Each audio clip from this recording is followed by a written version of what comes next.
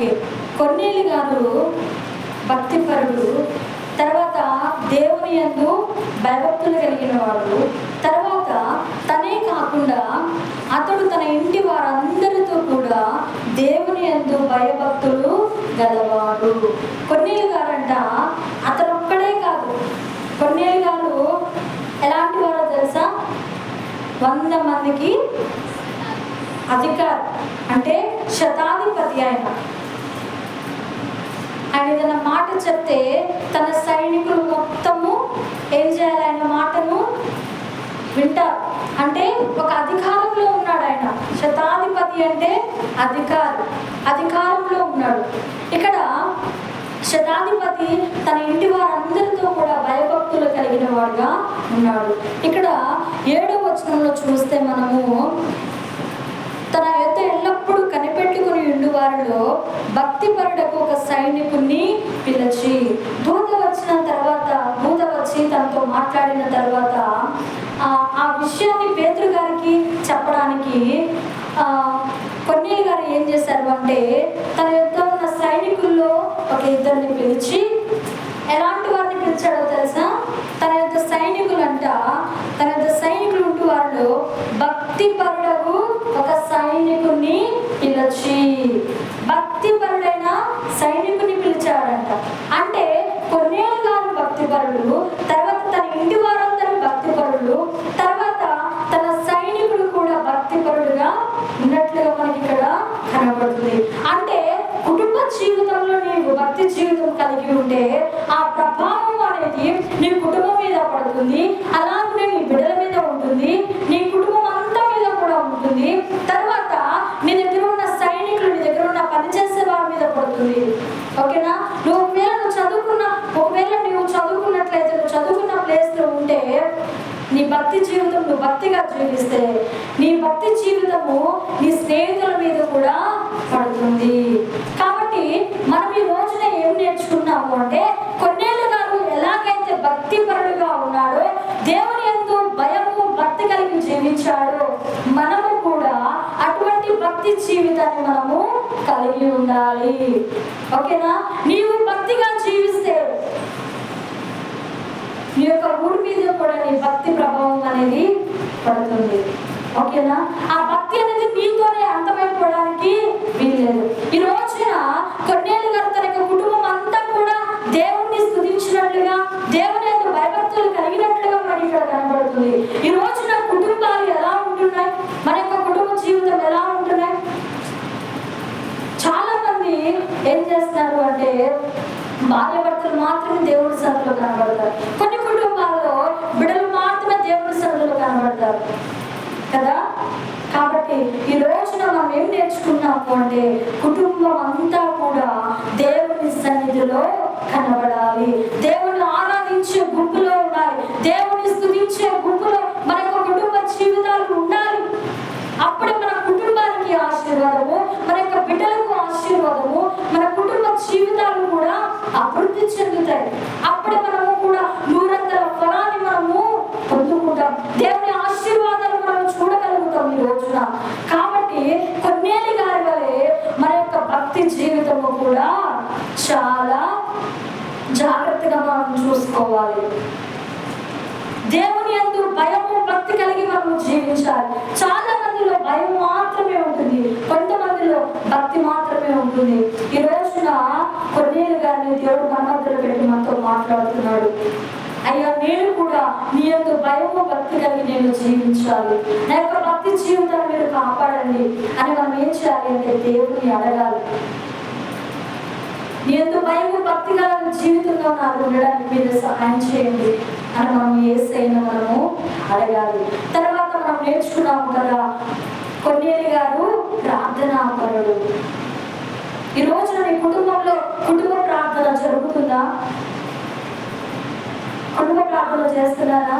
చేయలేదు. ఈ రోజున చాలా మంది ఎవరి ప్రార్థన వాళ్ళు, చాలా మందికి అయితే అసలు ప్రార్థన చేసుకోవడానికే టైం లేదు, ఎవరి పనులు వాళ్ళకి కదా. కాబట్టి ఈ రోజున మనం ఏం చేయాలి అంటే, ప్రార్థన చేసే ప్రార్థన కుటుంబముగా మన యొక్క కుటుంబాలు మారాలి. ప్రార్థన నేర్చుకోవాలి, దేవుడితో మాట్లాడాలి, దేవుడితో సంభాషించే అనుభవంలోనికి మనం వెళ్ళాలి. అటువంటి ప్రార్థన జీవితం మనం కలిగి ఉంటున్నామా ఈ రోజున? అయ్యా నాకు ప్రార్థన జీవితం నేర్పించండి. నీ బిడ్డలకు ప్రార్థన నేర్పిస్తున్నావా? బైబిల్ చదవడం నేర్పిస్తున్నావా? చాలా మంది మంచి బాగా చదువుకోవాలని చెప్పేసి బిడ్డలు ఏం చేస్తున్నారు, మంచి హైవే స్కూల్స్ లో, మంచి ఎడ్యుకేషన్ ఉన్న స్కూల్స్ లో లక్షల ఫీజులు కట్టి చేర్పిస్తున్నారు. ఎందుకు? మంచి ఎడ్యుకేషన్ కోసం. మంచి ఎడ్యుకేషన్ రావాలి అంటే మొదటిగా మనకు దేవుని జ్ఞానం కావాలి. ఆ జ్ఞానం ఎక్కడి నుండి వస్తుంది? మనకి మన బిడ్డలకి జ్ఞానం ఎక్కడి నుండి వస్తుంది? దేవుడి దగ్గర నుండే వస్తుంది.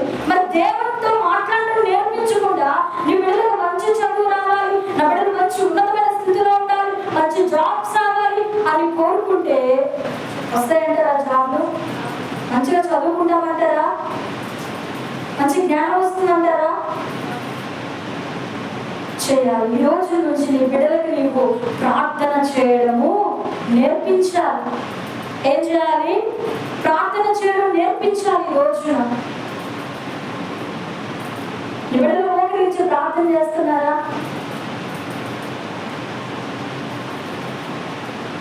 ప్రార్థన చేయాలి. కొద్దిగా మనము కూడా ప్రార్థన పరులంగా మనము మారాలి. ప్రార్థన శక్తితో మనము నింపబడాలి, ప్రార్థన ఆత్మతో మనము నింపబడాలి, ప్రార్థన అభిషేకంతో మనము నింపబడి దేవుడితో మనము మాట్లాడాలి, దేవుడితో మనము సంభాషించాలి. అర్థమవుతుంది కదా? అయినా ప్రార్థన చేయడం నేర్పించాలి. ఈరోజు మీకు ప్రార్థన చేయడం రాకపోతే దేవుని అడుగుదాం, అయినా ప్రార్థన చేయడం నేర్పించాలి. దేవుని అడిగితే దేవుడు తప్పకుండా మనకి ప్రార్థన జీవితాన్ని ఇస్తాడు, ప్రార్థన నేర్పిస్తాడు.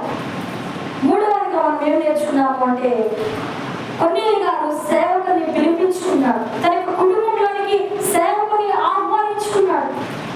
ఈ రోజున ఎంతమంది సేవకులు తన యొక్క కుటుంబంలోనికి ఆహ్వానిస్తున్నారు, పిలుస్తున్నారు? ఎంతమంది పిలుస్తున్నారు?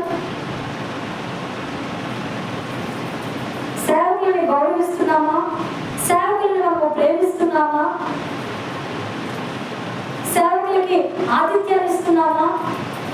ఎగ్జాంపుల్గా మనం చూసుకుంటే సునేగారు గడురాలైన స్త్రీ, ఆమె ఏం చేసింది? సేవకుని పిలిచి ఒక రూమ్ ఇచ్చి సేవకుడికి అన్ని వస్తువులు కల్పించి తన యొక్క కుమారుడిని బ్రతికించుకుంది. సేవకులు మన ఇంటికి వస్తే మన కుటుంబాలకు ఎంతో ఆశీర్వాదం, ఎంతో దీవెన. ఆ విషయం చాలా మందికి తెలియడం లేదు.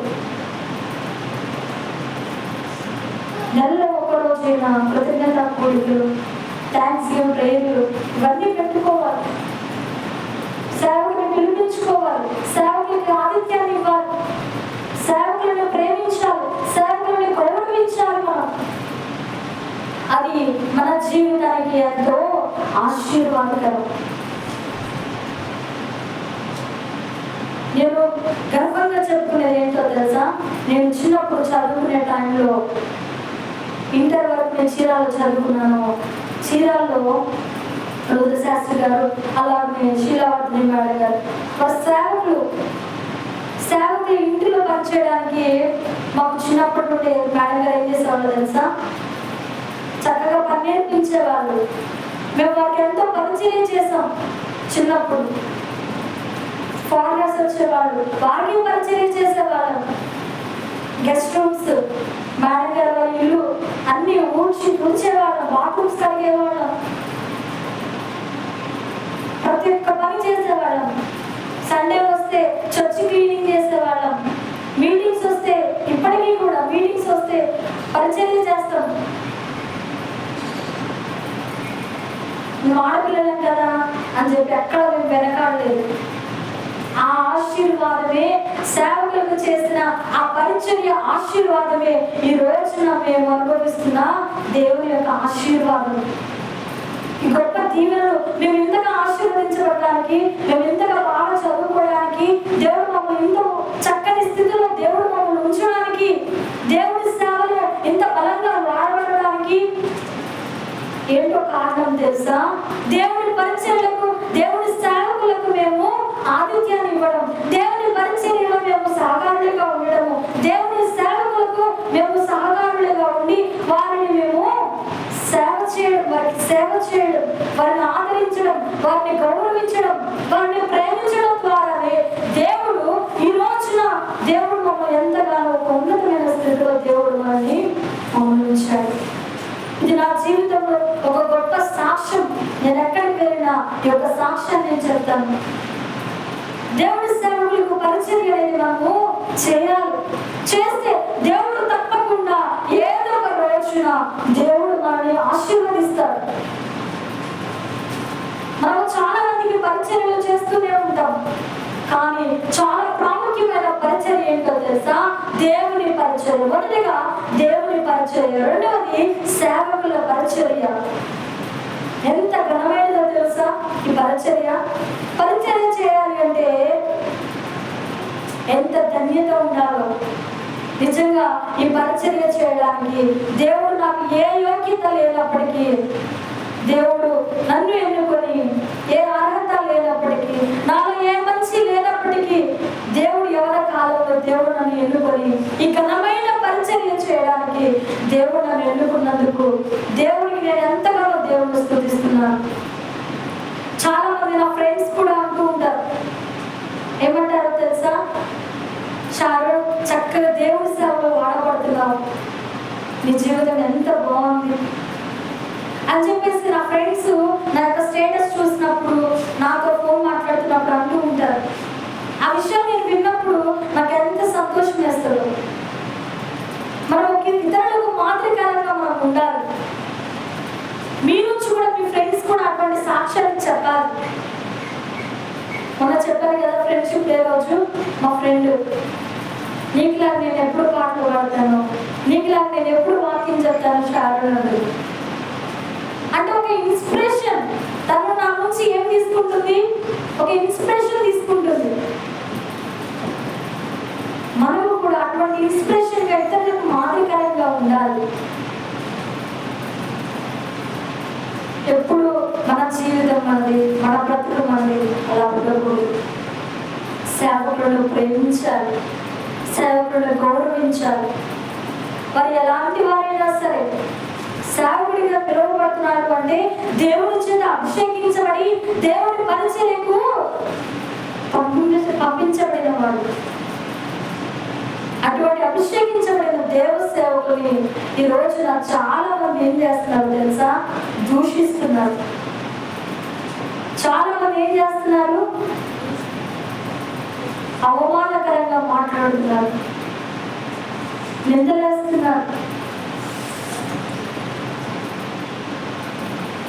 ఈ లోకంలో అన్ని విడిచిపెట్టి దేవుని సేవకు సమర్పించుకొని దేవుని పరిచర్య చేస్తున్న సేవకులను మనము ప్రేమించాలి, మనము గౌరవించాలి, వారిని ఆదరించాలి, వారిని ప్రేమించాలి, వారికి సహాయం చేయాలి. వారి ఆపదలో ఉంటే వారిని ఆదుకోవాలి. మనం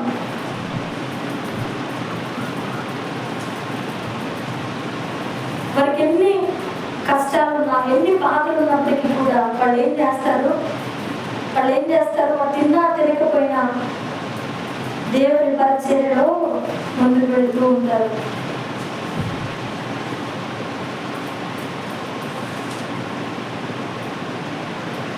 నేను నిజంగా నా జీవితంలో ఒక సేవకుడి యొక్క కుటుంబంలో పుట్టడము నా జీవితానికి ఎంతో ఆశీర్వాదకరం. నేను ఎంతో దీవెనగా భావిస్తున్నాను.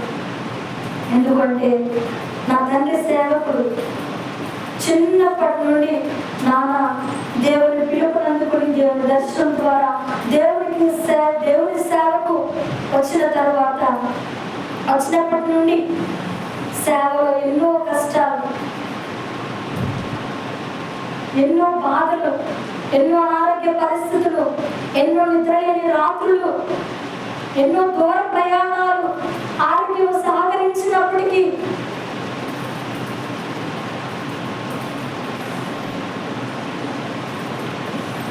నా ఒకటే చెప్తాడు, దేవుని సేవ అంటే మామూలు విషయం కాదు. నుండి చూస్తూ ఉన్నాం కదా మా తండ్రిని. సేవలు ఎన్ని కష్టాలు, సేవకులు ఎన్ని కష్టాలు ఎదుర్కొని ఉంటారు. ఎంతమంది హేళనగా మాట్లాడతారు, అవమానిస్తారు.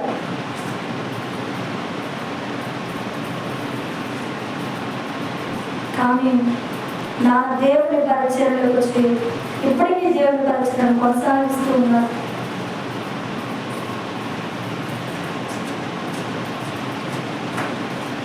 కాబట్టి మనం ఏం చేయాలి అంటే దేవుని సేవకులను ప్రేమించాలి. మరి కష్ట సుఖాలను తెలుసుకోవాలి. మనం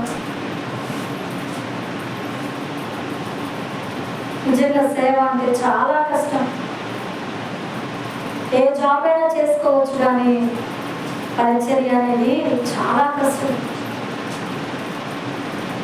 కానీ ఇటువంటి గొప్ప పరిచర్య చేయడానికి దేవుడు నన్ను ఎన్నుకున్నందుకు దేవుడికి ఎంతగానో నేను స్తుతులు చెల్లిస్తున్నాను.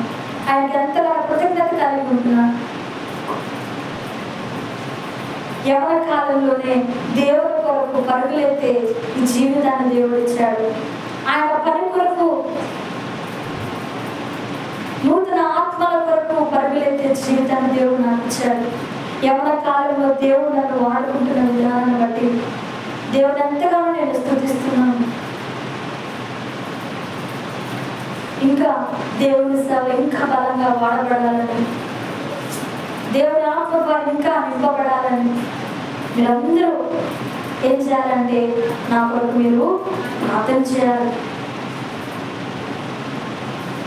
ఇంకా బాగా సేవలు వాడబడాలి అని చెప్పి మీరందరూ ఏం చేయాలి అంటే ప్రార్థన చేయాలి. దేవుడు చిన్న బిడ్డల ప్రార్థన ఆలకిస్తాడు. బాలులకు, చంటి పిల్లలకు స్తుతుల మూలము దుర్గమును స్థాపించే దేవుడు మన దేవుడు. మీరందరూ ప్రతిరోజు నన్ను జ్ఞాపకం చేసుకొని మీరు ప్రార్థన చేయాలి. అక్కడ మీరు ఇంకా అభిషేకించండి, ఇంకా బాగా మీ సేవలో వాడుకోండి ప్రభు.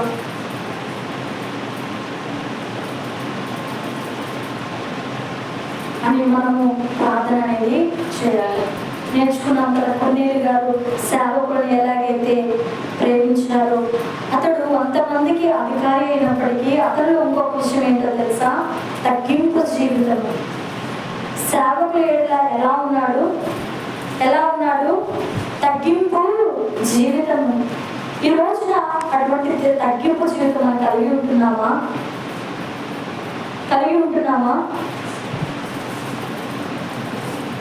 అతడు పేతురు రాగలానే పాదాల మీద పడి నమస్కారం చేస్తున్నాడంట.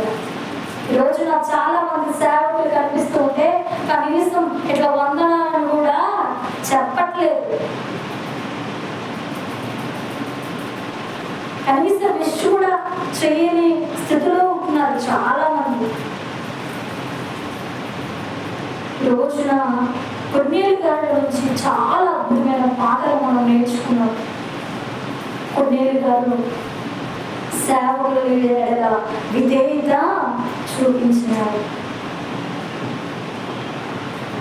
అటువంటి తగ్గింపు జీవితం మనం కలిగి జీవించాలి.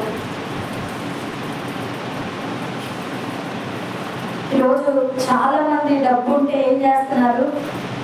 గర్భవీగా పోతున్నారు. ఎటువంటి తగ్గింపు జీవితాలు కనిపించడం లేదు. ఇతరులకు సహాయం చేసే జీవితాలు కనబడట్లేదు. మీరు అంటారేమో, ఆయన 100 మందికి అధికారి కాబట్టి ప్రజలకు ధర్మ కార్యాలు చేశాడని అంటారేమో. ఈ రోజున చాలా మంది చాలా డబ్బున్నా కానీ సహాయం చేసే వాళ్ళు లేరు. ఈ రోజున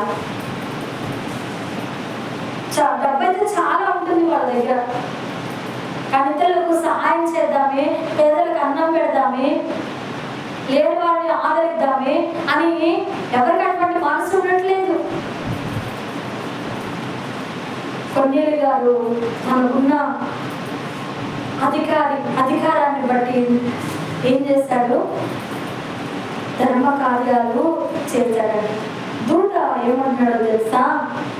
దూత, నీ ప్రార్థనలు, నీ ధర్మ కార్యాలు జ్ఞాపకార్థంగా దేవుని సన్నిధిలోకి చేర్చబడ్డాయి.